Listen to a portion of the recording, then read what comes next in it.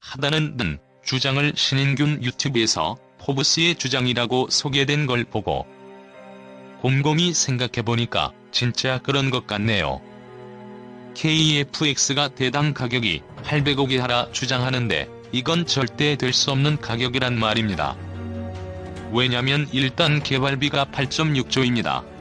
우리 공군 120대 인리 60대 해서 180대를 생산한다면 개발비가 대당 478억씩 분담되는 거죠. 따라서 대당 800억이 되려면 생산 원가 이윤을 합해서 322억이어야 된다는 말인데 이게 가능한 수치냐는 것이죠. 온갖 첨단 장비를 다 우겨넣는 상황이라 엔진, 레이더, 항전 장비 등등 들어가는 부품값만 해도 322억은 넘을 것 같은데 말입니다. 만약 개발비 8.6조를 빼고 대당 단가가 800억이라면 KFX의 실제 대당 단가는 1287억이란 말이 되는 겁니다.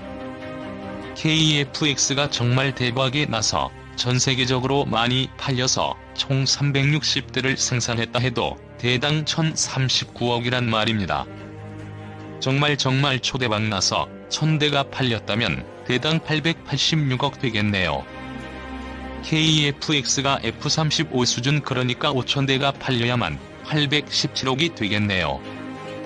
하지만 현실은 360대도 쉽지 않을 듯한데 말입니다. 비싸도 해야 하고 실제는 훨씬 쌉니다.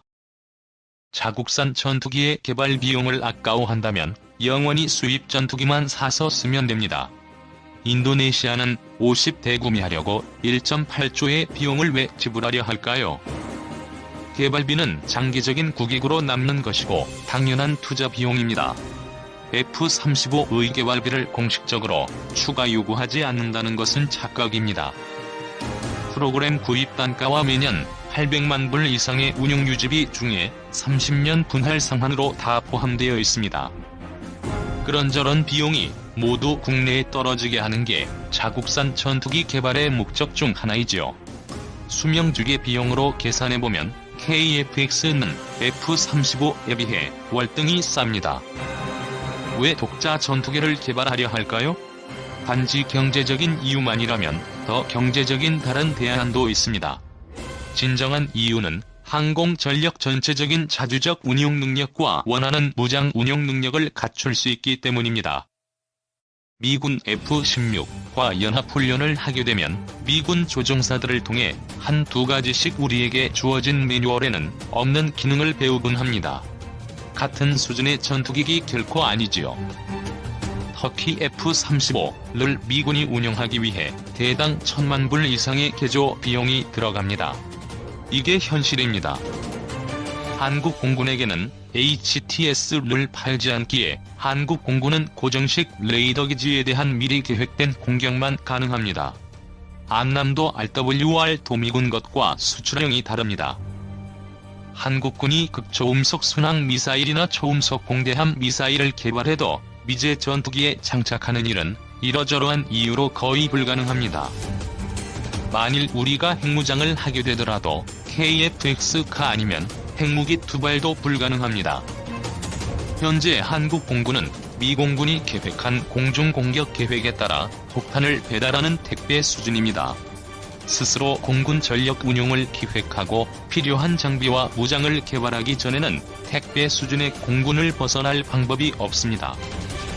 이것이 제가 지난 20년간 KFX 개발을 주장했던 진정한 이유입니다. 미군에게 업혀 지낸 70년 기간 동안 한국군은 어깨너머로 많이 배웠고 수준도 높아졌지만 너무 오랜 세월 기형적 구조에 익숙해져서 스스로 설 생각을 아예 하지 못하는 상황입니다. 적어도 한국 공군이 이스라엘 공군 수준의 독자적인 작전 운용 능력을 갖추려면 독자적인 전투기부터 새롭게 시작해야만 합니다.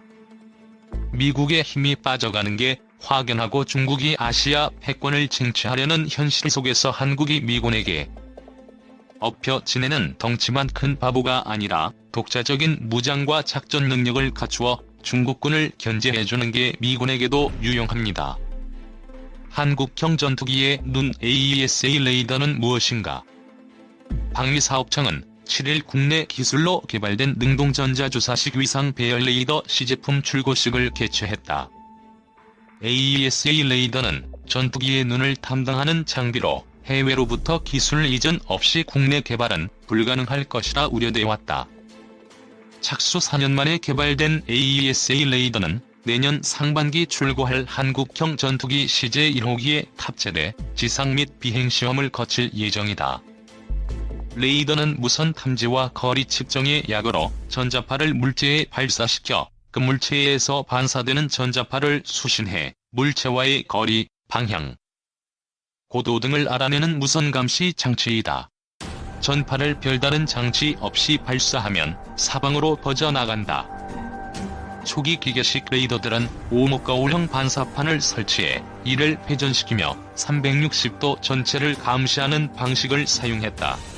오래된 군사 관련 영화에서 레이더 감시 화면이 원을 그리듯 돌아가는 모습이 나오는 것도 이런 이유다.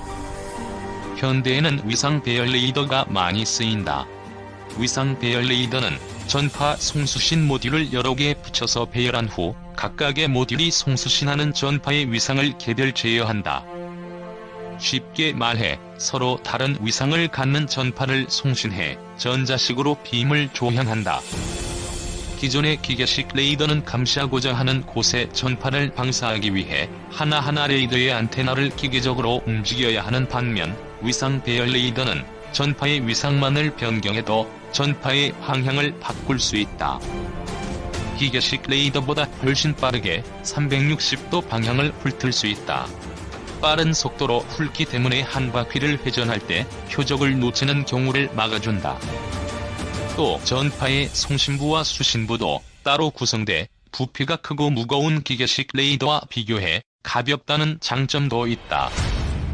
가볍지만 정보 처리 속도도 기계식 레이더보다 훨씬 빠르다. 여러 개의 공중과 지상 목표물까지 동시에 탐지하고 추적할 수 있다. 위상 배열 레이더에는 크게 수동 전자주사식 위상 배열 레이더와 이번에 방사청이 개발한 AESA 레이더가 있다. 이둘의 가장 큰 차이점은 다른 주파수를 가진 전파의 발사 가능 여부다. PESA는 동일한 주파수의 전파만 발사할 수 있다. 동일한 주파수의 전파만 발사하게 되면 방사 위치를 역으로 추적해 위치가 노출된다는 문제가 발생한다.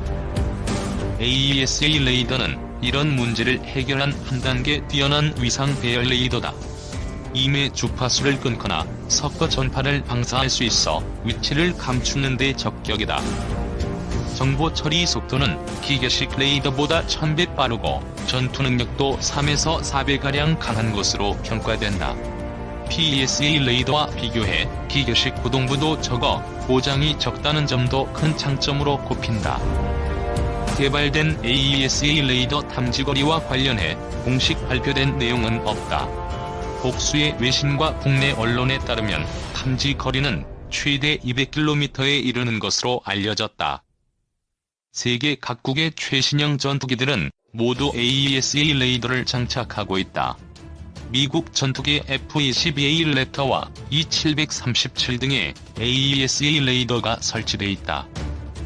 이외에도 스웨덴과 이스라엘, 프랑스가 개발한 전투기에도 AESA 레이더가 설치돼 있다. 전 세계 각국은 전투기뿐 아니라 지상 장비 등에도 AESA 레이더를 사용 중이다. 미 해고산 대체할 미사일 곧 나온다. 군에서 차세대 전투기에 최첨단 무기를 장착하려는 것은 북한뿐만 아니라 한반도 주변국들도 견제하기 위한 목적으로 풀이된다. 대표적인 미사일이 극초음속 유도탄이다. 군은 지난해 초음속 유도탄 개발을 결정했는데 이를 바탕으로 극초음속 유도탄 개발에 적용시켜 전력화 시기를 앞당길 수 있을 것으로 판단하고 있다. 군이 극초음속 유도탄 개발에 나선 배경은 우선 북한이 최근 신형 무기 4종 세트의 완성도를 높이는 시험 발사를 이어가고 있어 전략적인 억제력이 필요해졌기 때문이다. 하지만 극초음속 유도탄은 한반도 주변국들의 항공모함을 무력화시킬 수 있는 대표적인 전략무기로도 손꼽힌다. 일반적으로 대함미사일은 마하 0.5의 속도로 날아가는 반면 초음속 유도탄은 마하 2.5, 극초음속 유도탄은 마하 5.0 이상의 속도를 낸다. 이 속도라면 방어하는 입장에서는 뾰족한 요격 미사일 시스템을 가동하기가 쉽지 않다. 대만이 독자 개발한 슝펑-3 초음속 대함미사일이 항공모함 킬러라는 별칭을 갖는 이유다. 일본도 2026년까지 극초음속 미사일의 초기 버전을 배치하고 2028년에는 개량 버전을 배치하겠다는 계획을 내놓았다. 일본은 방어 위주의 전략에 따라 극초음속 미사일의 사거리를 500km로 제한할 방침이다. 하지만 이 극초음속 미사일에는 항공모함 간판을 관통할 수 있는 탄두가 장착될 예정이어서 중국이 보유한 랴오닝헌 등 항공모함에 큰 위협이 될 수 있다. 미국 국방부도 최근 기존 미사일보다 17배 빠른 미사일을 개발 중이란 도널드 트럼프 미국 대통령의 발언을 확인해준 바 있다. 조너선 호프먼 미국 방부 대변인은 지난달 16일 트위터에 국방부는 적들에 맞서기 위해 다양한 극초음속 미사일들을 개발하고 있다고 적었다. KF-X는 국내에서 개발 중인 공중발사 순항 미사일도 장착한다. ALCM은 3대 해구산 전력으로 분류되는 전략무기다. 미국은 우리나라에 해구산을 제공하기로 하고 북한이 도발을 할 때마다 ALCM을 장착한 장거리 폭격기 B-52나 스텔스 전략 폭격기 B-2를 한반도에 출동시킨 바 있다. B-52가 보유한 핵탄두 탑재 순항 미사일로는 사거리 3,000km의 AGM-129가 있다. 이들 미사일의 폭발력은 200킬로톤에 달한다. 제2차 세계대전 때 히로시마에 투하된 핵폭탄의 폭발력이 16킬로톤임을 고려할 때 어마어마한 폭발력이다. 군은 ALCM을 포함해 총 13종의 무기를 KF-X에 장착할 예정이다. 유럽산 공대공 미사일, 미국산 공대지 미사일, 국내 개발 무기 등이다. 유럽산 공대공 미사일은 영국의 미티어와 독일제 AIM-2000 제품이다. 미티어는 음속의 4배 속도로 100km 밖에 있는 적기를 격추시킬 수 있다. 레이더의 발달로 전투기들의 공중전이 먼 거리에서 이루어지는 점을 감안하면 최적화된 미사일이다. 미국산 미사일 7종류는 정밀유도 폭탄 6종과 바람 수정 확산탄이 포함됐다. 미국 보잉사의 대표적인 정밀유도 폭탄은 JDAM이다. JDAM은 기존의 재래식 폭탄에 유도장치와 날개 큐드를 장착해 스마트 무기로 변형시킨 정밀유도 폭탄이며 GPS와 INS 유도 방식을 통해 야간 정밀 폭격이 가능하다.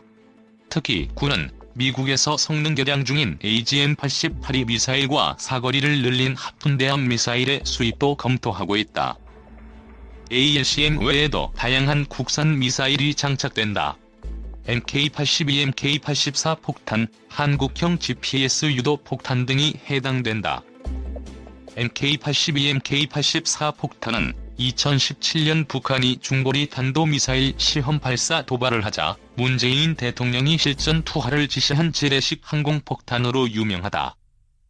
주로 적이 벙커나 경납고와 같은 은폐된 주요 군사시설 등을 파괴할 때 사용된다. KGB로 불리는 한국형 GPS 유도 폭탄은 GPS 유도 장치와 글라이더 날개 등을 장착한 정밀유도 무기이다.